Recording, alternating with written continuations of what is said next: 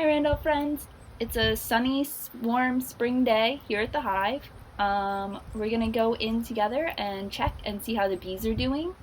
We'll check to see how much space they still have on the frames, and we'll also check to see how much honey they currently have in the hive. The very last thing we'll do is double check the mite tray.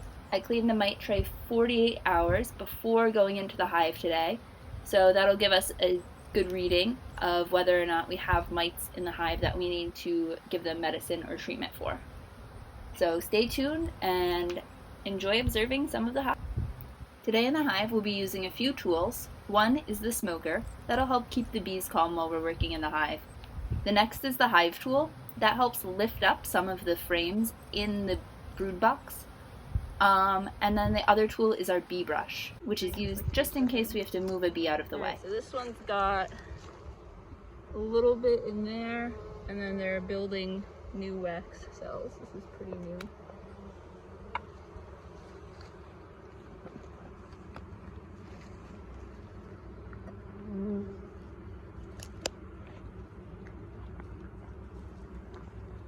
And these are all stuck together because there's propolis, which is like sap collected from trees.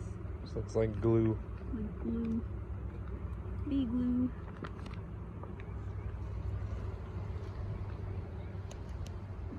So this one's got some honey and more wax, and it's got capped honey, which is what that is.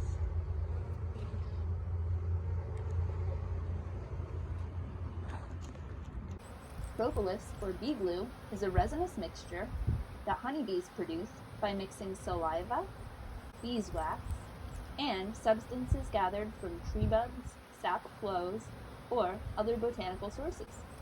It's used as a sealant, or something that closes up the holes, for unwanted or open spaces in the hive.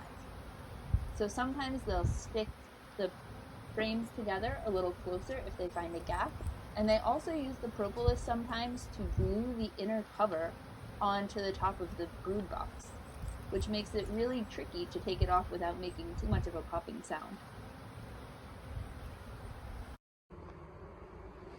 Alright, this one's super heavy. There's tons of honey in there.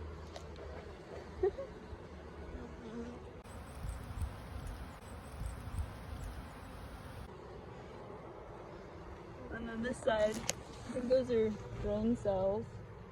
I'm not totally sure. I'll have to look back in the book. They're like raised up.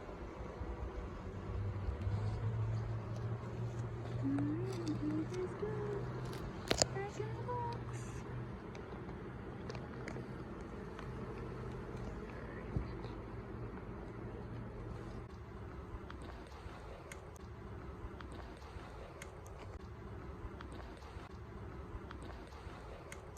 Alright, so this one has some honey, but not as much as I would have hoped for.